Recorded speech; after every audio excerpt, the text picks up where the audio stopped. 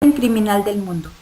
Eduardo Galeano, periodista y escritor uruguayo, a través de sus obras nos avisa del mundo que estamos viviendo, el nuevo orden social.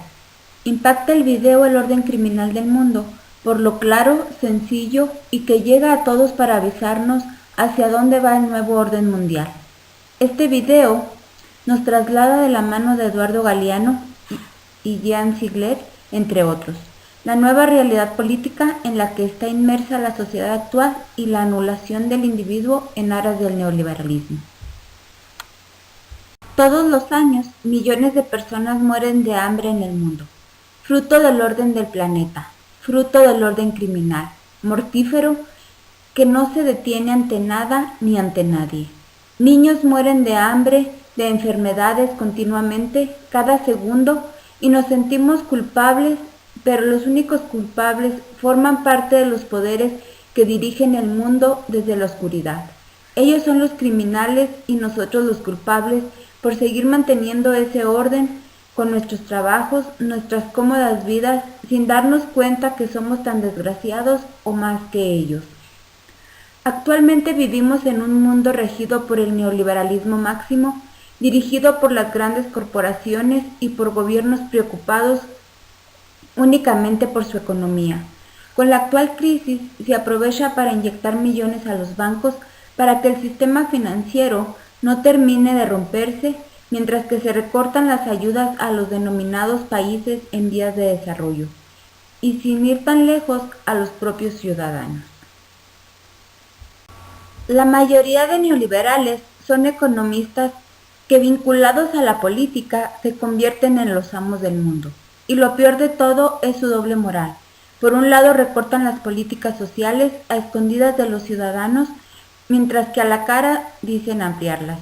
Y eso es lo que hacen los mismos que se autodenominan socialdemócratas.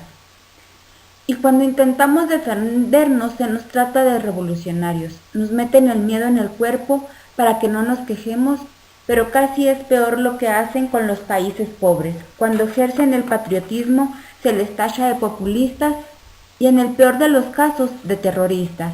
Pero estos países tienen derecho a defenderse, son los más ricos en recursos naturales y el norte se los roba, pagándoles con hambre y miseria. Como dice Eduardo Galeano, hay que aceptar a los que ejercen el gobierno mundial sin defenderse. Los amos del mundo. Esos amos del mundo, dirigidos por unos pocos, son asesinos en serie, a los que habría que meterse presos, pero no se puede porque tienen las llaves de todas las cárceles. Esta metáfora habla de la miseria extrema en muchos países. Cuando cayó el muro de Berlín en 1991, la división económica entre este y oeste pasó a ser una división entre el norte rico y el sur pobre. Ahora los muros son las alambradas que encierran a los inmigrantes en los centros de internamiento, el muro que divide la franja de Gaza, las fronteras que separan las zonas más ricas de las zonas más pobres. Jean Ziegler nos menciona que vivimos en un mundo con un injusto reparto de la riqueza.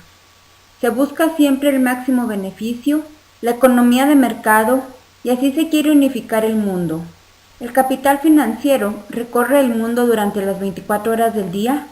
Cuando no es una bolsa, es otra. Cuando las bolsas de Tokio cierran, abren las europeas. Cuando estas se cierran, entran otras en funcionamiento como las de Nueva York y Chicago. El poder financiero no descansa. Los que dirigen las entidades financieras son el mundo occidental, exmiembros del gobierno. Así, no puede negarse que la política recibe influencia de la economía. Y yo me planteo, si debería añadirse el poder económico como uno de los poderes que existen en toda sociedad, legislativo, ejecutivo y judicial, y añadirlo a la separación de poderes, manteniendo estos poderes juntos, se invaden, lo que perjudica a la mayoría de la sociedad. Se defiende la globalización, una economía unificada por todo el mundo para que todos disfruten de las riquezas, de los progresos científicos, de los progresos de comercio, de los progresos de la libertad. pero en realidad es una economía de archipiélagos, islotes muy ricos y continentes muy pobres. El Fondo Monetario Internacional, el Banco Mundial y la Organización Mundial de Comercio son bomberos pirómanos, y los que hablan de terminar con la pobreza son los mismos que la fomentan. En África la pobreza impera. Los más pobres mueren de hambre y de enfermedades que llevan siglos erradicadas en el norte. Mientras que los ricos son cada vez más ricos, no existe la mundialización de la riqueza, sino de la pobreza. Un misionero de Níger lo explica bien. No se puede luchar contra la pobreza sin luchar contra la riqueza. El capitalismo asesino. La mano invisible de Adam Smith decide quién vive y quién muere en este planeta. Según la FAO, 100.000 personas mueren de hambre cada año y una de cada 6 personas sufre malnutrición grave permanente. Pero estos datos son sacados de este documental, realizado cuando la situación no era tan grave. Ahora con la crisis alimentaria, la cifra aumenta cada día. Y durante la reunión de alto nivel sobre seguridad alimentaria en enero del 2009, el dato había ascendido a que el hambre alcanza 963 millones de personas, según el misionero en Etiopía, Ángelo Larán. No es que les afecte la hambruna, sino que lo suyo es hambruna crónica. Es muy injusto que le pidan a África que pague sus deudas. Es criminal que le quiten la comida a los niños. Los amos del mundo anuncian cada año paquetes de medidas millonarias para arreglar el capitalismo. Obama anunció uno de estos paquetes en noviembre de 475.000 millones de dólares. Pero bien, el capitalismo es un sistema que ha fallado otras veces y volverá a fallar. Se prefiere tirar el dinero así en vez de invertirlo en solucionar los problemas de la mitad del planeta. Por ejemplo, se necesitarían 14.000 millones de euros para que los 125.000 niños que viven sin agua pudieran acceder a estos fondos, y así evitar enfermedades como el cólera, o 5.000 millones de dólares al año para acabar con la malaria, la segunda enfermedad más mortal en África subsahariana. La verdad es que se gastan gigantes cantidades de dinero en conferencias donde dicen lo que ya todos sabemos, en hoteles de 5 estrellas y en cenas de 15 platos mientras hablan del hambre en el mundo. Se habla de acabar con el hambre, pero no hay voluntad de acabar con el hambre porque es el hambre lo que alimenta nuestras economías depredadoras. Al igual que se habla de acabar con las guerras mientras se venden armas. Un ejemplo es España, cuando condena las ofensivas de Israel contra la Franja de Gaza, mientras que el mismo España vende armas a Israel. El miedo cotidiano. Tenemos miedo al trabajo, miedo a perder el trabajo, miedo a no encontrar trabajo, miedo a ejercer nuestros derechos, exigir, miedo a todo. Los sindicatos ya no son centros de defensa del poder de los trabajadores. Las empresas excluyen a sus trabajadores, los echan impunemente y piden aún más libertad para seguir manejando a los trabajadores a su antojo. Y aún más barato. Los sindicatos callados, el poder sindical ha desaparecido. Igual que la democracia. ¿Por qué? ¿Quién piensa aún que esto es una democracia? Predomina la idea de que la pobreza es el justo castigo que la ineficiencia merece. Esta idea neoliberal se traduce en que no se debe de ayudar al que ha perdido para que aprenda. Pero la realidad es que la pobreza es la consecuencia de robar sus recursos a los que no pueden defenderse. Se les ofrece dinero a los gobiernos de los países para los ciudadanos, pero de esas ayudas, parte se quedan en las uñas de los intermediarios. Además, mejor que darles limosnas, deberían de enseñarles métodos para salir de esa pobreza en la que vive. Pero una vez más, no se quiere acabar con la pobreza.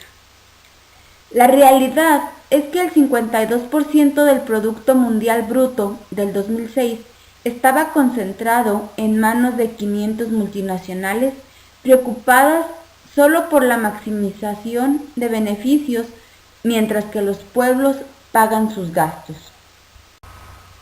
La tragedia de la emigración. Y mientras se liberaliza la circulación de mercancías, la libre circulación de las personas es una utopía. Las dictaduras han llevado a las personas a emigrar, a buscar sustento y casa, y a veces en los países a los que llegan los tratan mal. Existen muchos muros para detener a los inmigrantes, pero esos muros es para mantener a salvo las minorías que gobiernan al mundo. Aminata Traoré, exministra de Cultura de Mali, nos dice: si Europa es capaz de concentrar todo en unas cuantas multinacionales, de privatizarlo todo y de dejar en la calle a sus propios ciudadanos, no tendrá escrúpulo en hacerlo con los africanos. Y es cierto, en España se inyecta dinero a los bancos para que lo repartan entre las pequeñas empresas y las familias. Pero esto no se los dan a los que lo necesitan, porque alegan que son insolventes y que no podrán devolverlo. Quizás deberían tomar el ejemplo de Muhammad Yunus, el banquero de los pobres, el precursor de los microcréditos a los que menos tienen. Cuando empezó, le tacharon de loco, pero a diferencia de los banqueros convencionales, ayuda a quien lo necesita y no tiene en cuenta a los que no pueden devolverle el dinero. Para el dinero no hay fronteras, solo lo hay para las personas. Bien, ahora sufrimos la invasión de los invadidos. Después de las guerras coloniales, la gente se ve con la necesidad de emigrar. Espera que se le trate como se trata el dinero. Para el dinero no hay fronteras, para las personas sí. Se les deja morir en el estrecho mientras se les quitan todos sus recursos. Y se dejan todo lo que tienen en el camino, sufren asaltos, violaciones, y cuando llegan a su destino, llegan vivos, se les encierra por haber cometido el delito de querer una vida mejor. Pérdida de valores. Como dice Jan Ziegler, el neoliberalismo ya no es una actividad humana. El hombre ya no es el sujeto de la historia. Se niegan los derechos. Tenemos dos opciones. O nos sometemos a los amos del mundo y sus leyes supuestamente naturales de los beneficios, o defendemos los valores como la solidaridad, los derechos del hombre, la autodeterminación, etc. A través del restablecimiento del Estado Nacional y de la normativa internacional. Con la primera opción, la jungla se instalará en Europa y desaparecerá la civilización democrática. Parece ser que hemos escogido la primera opción. Estamos perdiendo los derechos, la solidaridad no existe, vivimos un orden criminal del mundo que solo podría combatirse mediante una revolución. Pero hemos escogido perder derechos y someternos a estos amos del mundo, por lo tanto, pocos se plantean la idea de que viviremos mejor siendo libres. Perdemos nuestra dignidad, tratan de hacernos creer que estamos en peligro y que ellos son nuestros protectores. Pero en realidad son ellos los que nos ponen en peligro. Por ejemplo, los terrorismos provienen en su mayoría de países invadidos por estos amos del mundo. Son gente que no tiene nada que perder, y de ahí los atentados suicidas que ya llegaron hasta nuestras ciudades. Con el miedo ya no podemos ser libres. Si no somos libres, no podemos ser dignos. Destrucción de derechos. Siguiendo con el ejemplo del terrorismo, después del 11 de septiembre en Estados Unidos hubo una destrucción de derechos brutal, una pérdida de derechos civiles de la que además se sentían orgullosos. Y esta destrucción de derechos se traslada a otros países. Por ejemplo, en toda Europa y concretamente en España se permitían, conocían y apoyaban los vuelos de la CIA que trasladaban detenidos sin inculpar a los que se llevaban de un campo de torturas a otro.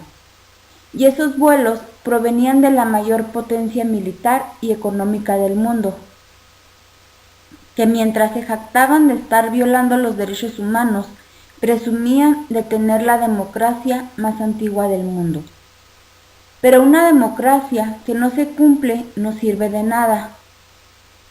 Otro ejemplo de torturas es la que se vivió con los presos en Guantánamo, o bien las torturas de los presos en Irak.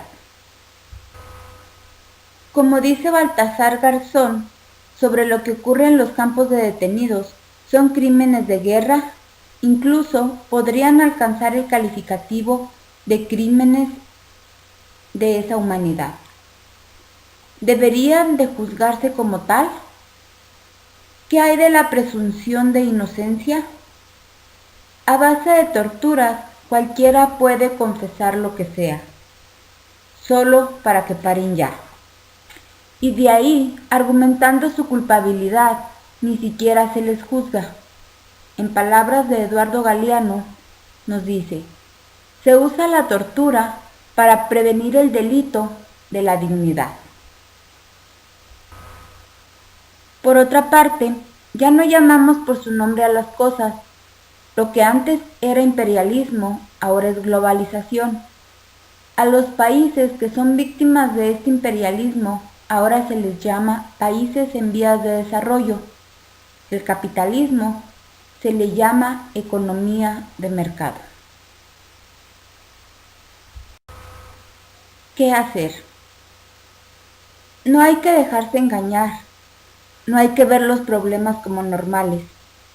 Tienen solución, o al menos hay que intentarlo. Estos amos del mundo intentan controlar las conciencias, la prensa y el debate público. En ese sentido, son también totalitarios. Y hay que rechazar la destrucción de nuestros semejantes por este orden criminal y mortífero del mundo. No hay que ver las cosas como buenas intenciones imposibles de llevar a cabo. No tenemos que dejar que nos rijan por la ideología de la impotencia nacida del miedo. Como los sistemas totalitarios nos meten el miedo en el cuerpo todo el tiempo. Nos da miedo decir lo que pensamos, por si los demás no están de acuerdo con nosotros. Nos da miedo quedarnos sin trabajo y por eso aguantamos la explotación. Tenemos pánico a los demonios que se inventan para asustarnos. Los derechos laborales cada vez retroceden más en vez de avanzar, pero no protestamos por el miedo. Karl Marx dijo que el revolucionario tiene que ser capaz de oír a la hierba crecer. ¿Qué nos quiere decir esto? Que tenemos que estar más atentos a lo que sucede, no dejarnos engañar por cualquiera y ser libres de nuestra propia conciencia.